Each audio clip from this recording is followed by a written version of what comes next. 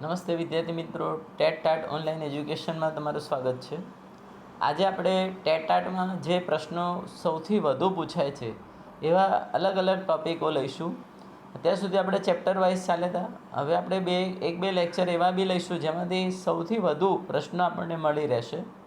તો મારા ધ્યાનમાં છે કે ગુજરાતી સાહિત્ય જે આપણા શિક્ષણ જગતના એટલે કે શિક્ષણ માટે ઉપયોગી હોય એવું ગુજરાતી સાહિત્ય, અને એમાંથી જો ટેટ ટાટના પ્રશ્નો પૂછતા હોય એના માટે આપણે અહીંયા એક વિડીયો બનાવ્યો છે.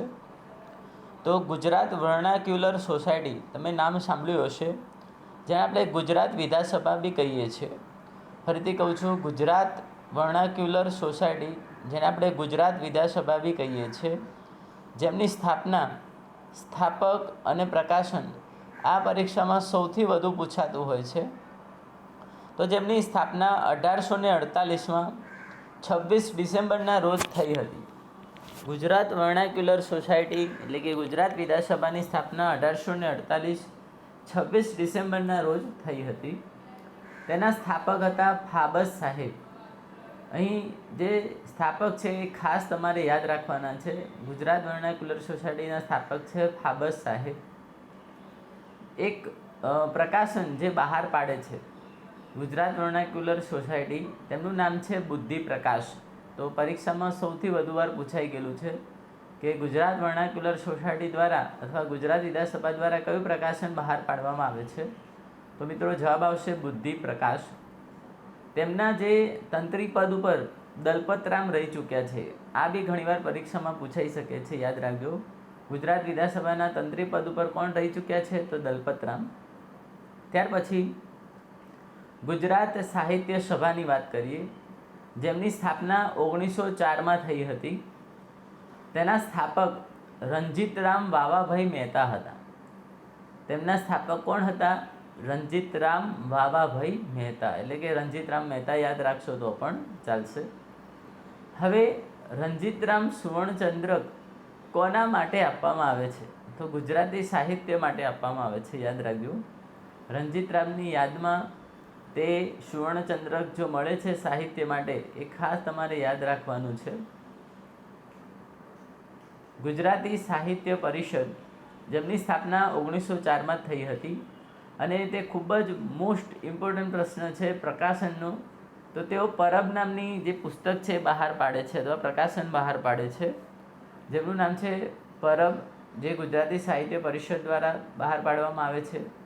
અને ભોળાભાઈ પટેલ તેમના તંત્રી રહી ચૂક્યા છે. ત્યારબાદ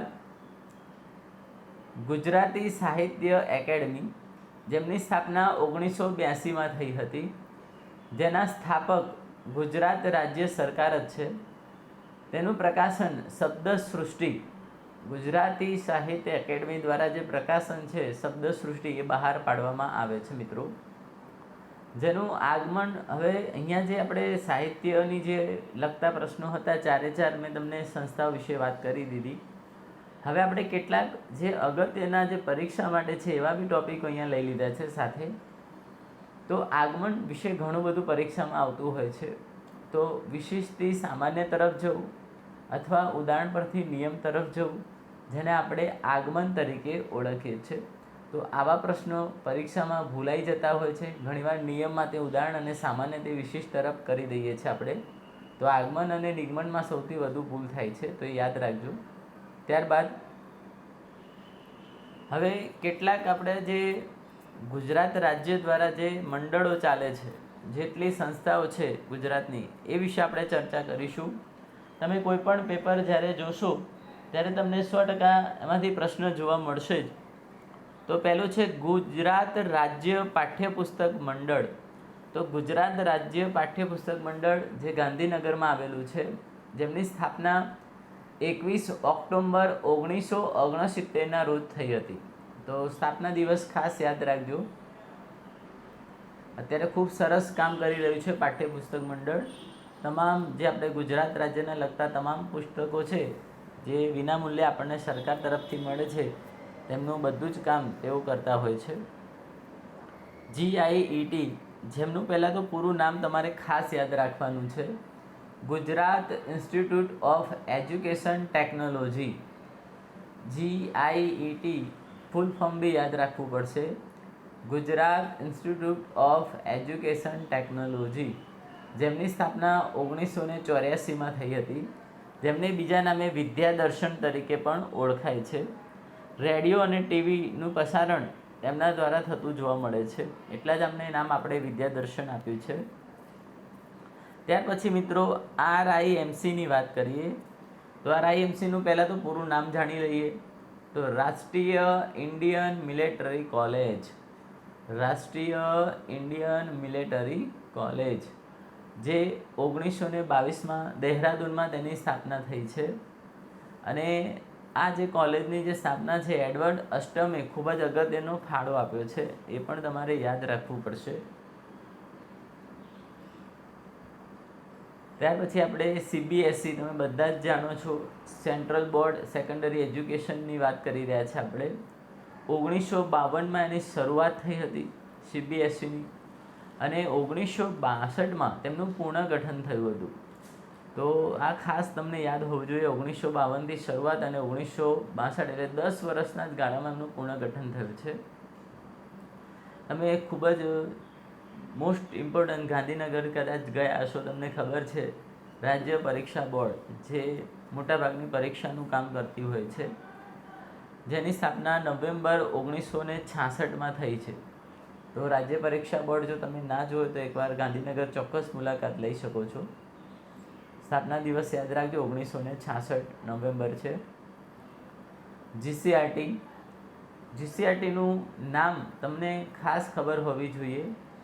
તો ગુજરાત શૈક્ષણિક સંશોધન અને તાલીમ પરિષદ, ગુજરાત શૈક્ષણિક સંશોધન અને તાલીમ પરિષદ, જેમની સ્થાપના 1988માં થઈ હતી. મિત્રો યાદ રાખજો, શું નામ છે?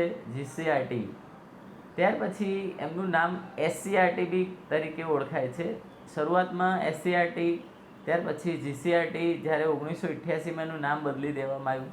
તો પરીક્ષામાં SCRT પૂછાય અથવા GCRT પૂછાય તો આપણે કન્ફ્યુઝ ન થતા. પહેલાં SCRT હતું ને હવે 1988માં નામ બદલીને GCRT કરવામાં આવ્યું છે. તેઓ એક પ્રશ્ન જે પરીક્ષામાં સૌથી વધારે પૂછાયો છે, તો અહીંયા મેં સાઈડમાં એક તીર મારીને બતાવ્યું છે. GCRT દ્વારા એક પુસ્તકનું પ્રકાશન થાય છે, જેનું નામ છે શાળાપત્ર અથવા જીવન શિક્ષણ.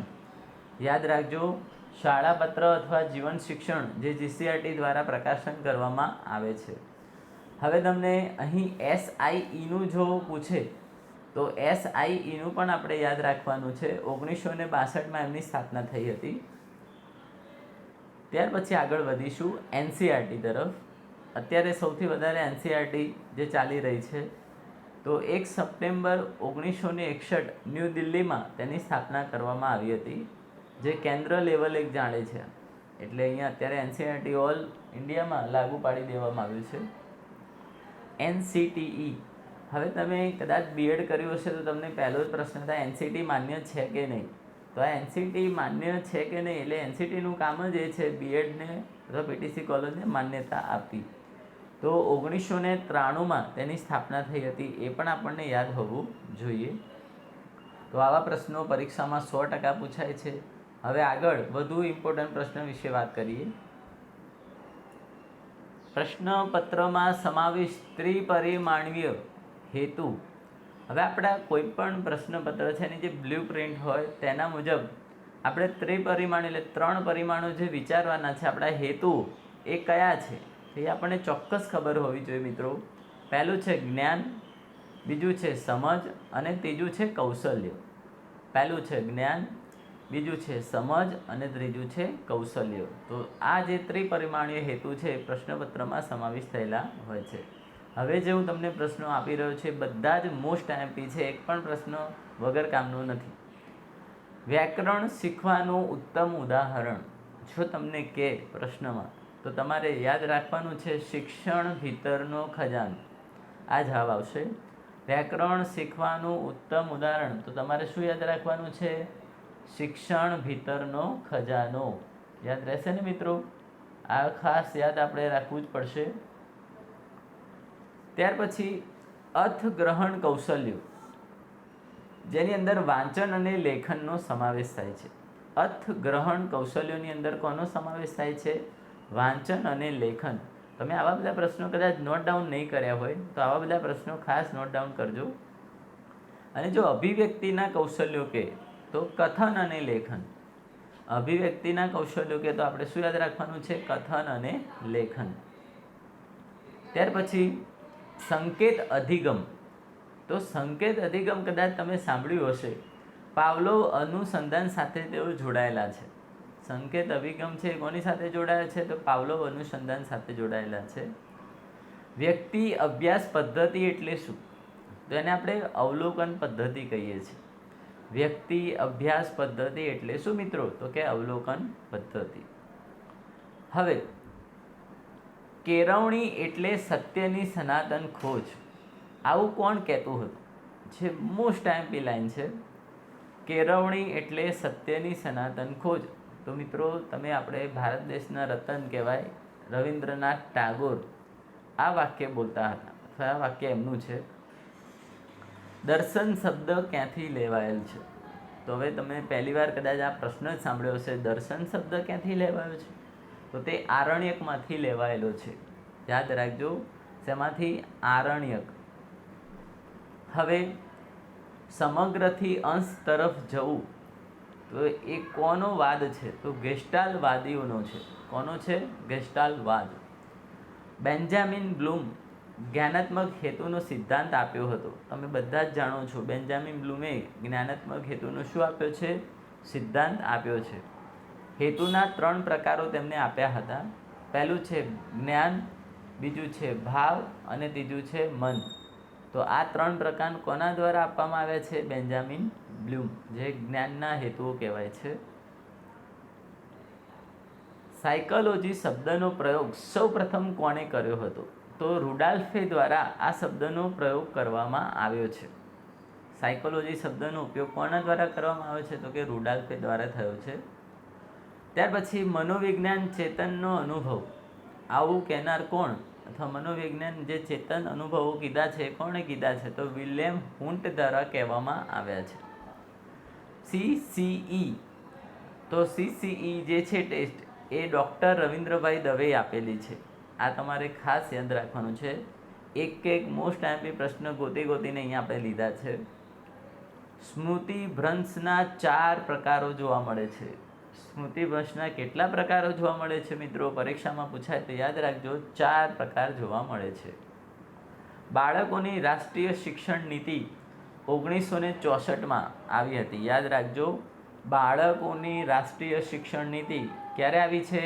1964માં. યુનો બાળક માટે ખાલી જગ્યા હાદરૂપ તત્વો ગણે છે. તો યુનો દ્વારા બાળકને કેટલા હાદરૂપ તત્વો આપેલા છે? તો 10 હાદરૂપ તત્વો આપેલા છે. આ તમારે ખાસ પરીક્ષામાં યાદ રાખવાનું છે. ત્યાર પછી PQRST પદ્ધતિ કોના દ્વારા આપવામાં આવી છે?